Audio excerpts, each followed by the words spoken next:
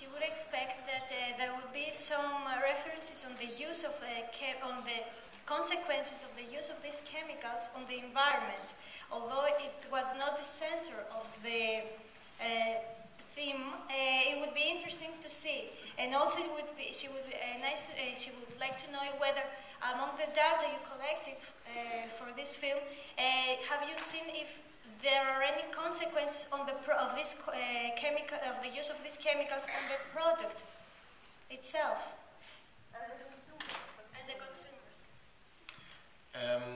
In the film, you can't tell all the aspects. You have to make up your mind what you're going to tell. And I hope that you all are an intelligent audience. After the film, you can go to the website bananasthemovie.com. There's loads of information. You can find out much more. And of course, this pesticide and all pesticide has a terrible impact on the nature.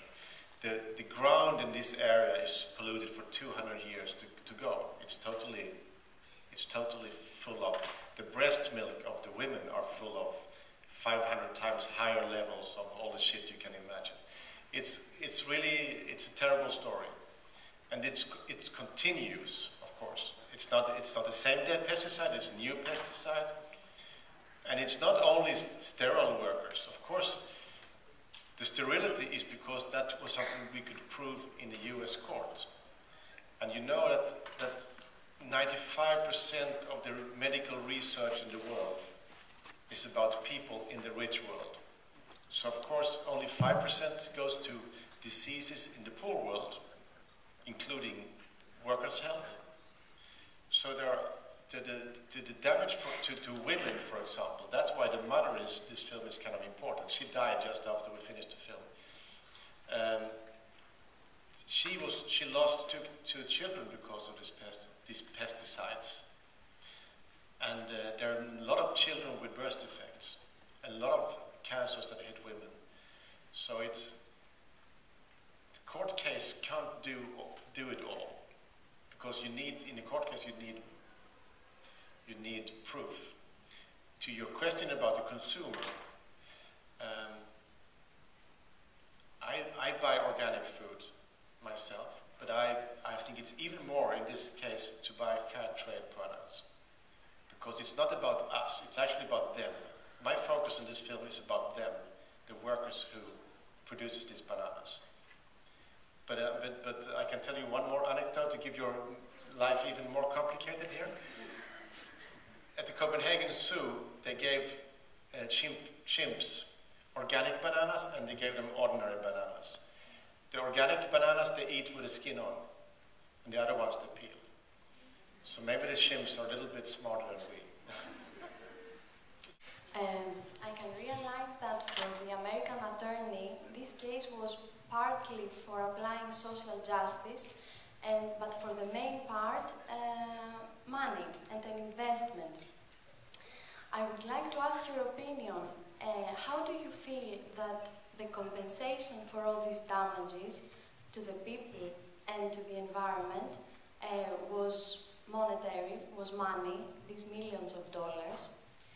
And I would like to ask, why weren't any humanitarian groups or organizations that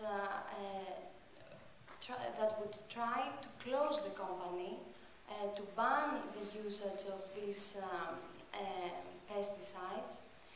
And how do the workers felt if the workers were actually compensated? If money at this age can bring back your life, unborn children, or all this environmental damage? Because, for instance, in Greece, the courts never give out so much money at damages, and I think in all Europe, this American idea of paying for ethical or for moral or for such damages is not so usual. No, I know. First of all, the workers have so far not received one penny. It's all in appeals. And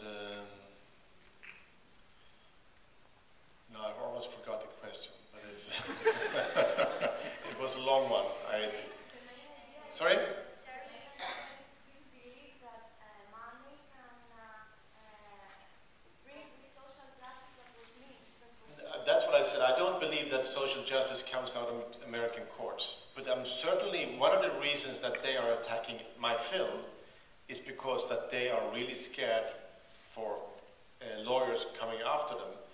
The reason that lawyers invest in a case like this is because the evidence is so clear.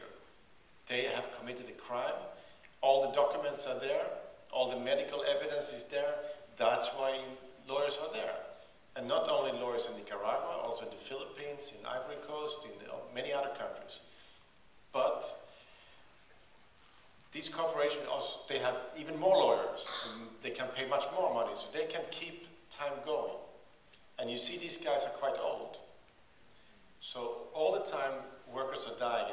And Juan Dominguez is also saying that to Byron, the son in the film. A dead worker is a win for Dole because he can't get any compensation, of course. So if they can keep this going for 10 years or 15 years more, it's over. And that's probably what they were looking for. I don't know if I answered your question, but there are so many other questions out there. So. I wanted to just say that in response to the question that was just asked, that not just for bananas, but I think every farm worker faces in any country the exposure to pesticides. But my question for you was, what has been done by Dole to protect, if any measures have been taken to protect the workers? And do you give any, I guess, do you see any hope for large corporations creating these divisions of sustainable agriculture and putting investments into, now they're doing large branching off into organics? And how do you feel about co-opting organics by large corporations? Philosophical question, can we make big corporations be good? And maybe we can, but it's certainly, you need a lot of pressure on them. Dole is the biggest producer of organic bananas in the world. That's 4% of their production. For me, it's like we are the market. We, the educated middle class with some kind of political conscience, we pay the extra money and buy the organic food. And then our poor countrymen, the down market people, the normal people, they buy the traditional.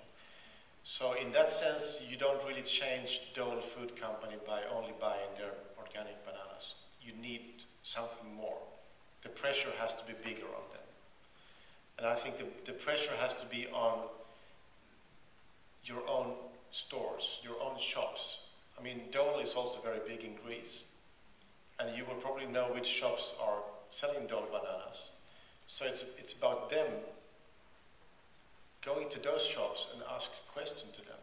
Who produces bananas? How much pesticide was used? Is that okay? Do you have any alternative? I would like you to have fair trade bananas in your workshop instead, or something else. I mean, that's the story if we really want these corporations to change. And it's also the story is that it's not so easy to, bananas it's very hard to produce without pesticides because it's a totally artificial crop. So I think if they could do it without pesticide, they would. But they can't. That's a long and technical explanation, but it's very complicated. So that's a part of the history of bananas, is that it's almost impossible to make it in a fair way. But thank you for coming anyway.